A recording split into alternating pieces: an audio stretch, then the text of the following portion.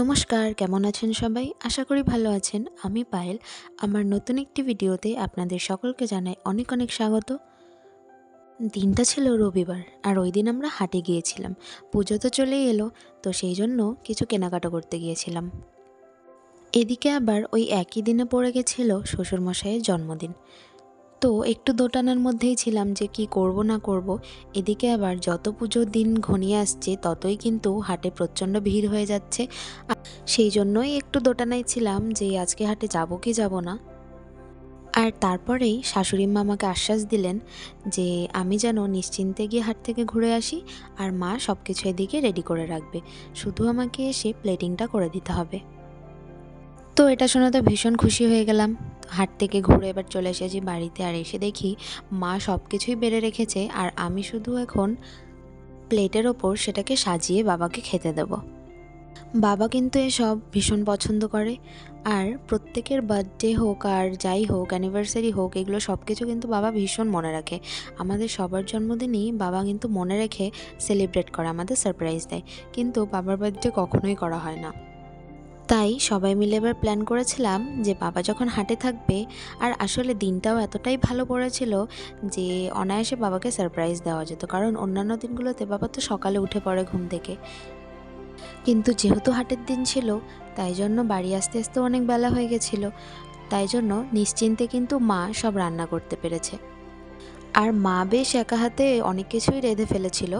যেমন আজকের মেনুতে ছিল 5 রকমের ভাজা, আর এই ভাজার মধ্যে ছিল বেগুন ভাজা, কাঁকরোল ভাজা, আলু ভাজা, কুমড়ো ভাজা আর পটল ভাজা। আর তারপর ছিল মাছের মাথা দিয়ে ডাল, তারপর ইলিশ মাছের মাথা দিয়ে চাল কুমড়ো ঘন্ট, তারপর ইলিশ মাছ আর মাংস, তারপর ছিল পায়েস, দই, মিষ্টি, চাটনি, আর দিয়েছিলাম একটা গ্লাসের জুস আর একটা গ্লাসের জল।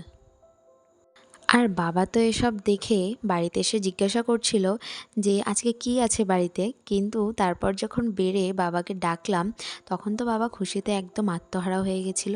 তো খেতে খেতে কিন্তু প্রায় বিকেল হয়ে গেছিলো। কিছুক্ষণ রেস্ট নেওয়ার পর এখন বাইরে এসেছি, আর দেখছি বাবা সব কুকুরদেরকে বিস্কুট খাওয়াচ্ছে। তারপর আমার ভাই আমাকে একটা কেক কিনে দিয়ে গেল, আর এদিকে সন্ধ্যাবেলা হালকা কিছু স্ন্যাক্সের একটু পাস্তা রান্না করছিলাম।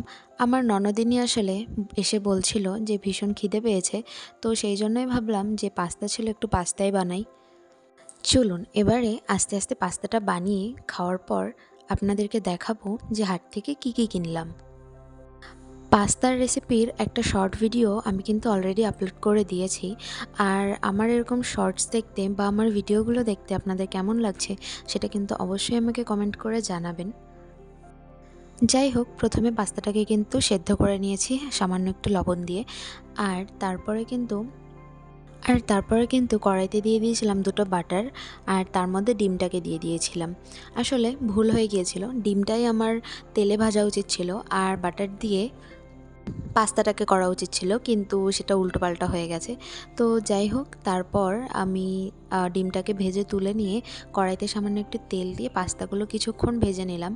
আর তারপর গ্রিন চিলি সস আর সোয়া সস আর টমেটো সস দিয়ে একটা পেস্ট করে তারপর কিন্তু আরেকটুখানি ভেজে ডিমগুলোকে দিয়ে নামিয়ে নিয়েছি। এখন বাজে প্রায় রাত 9টা।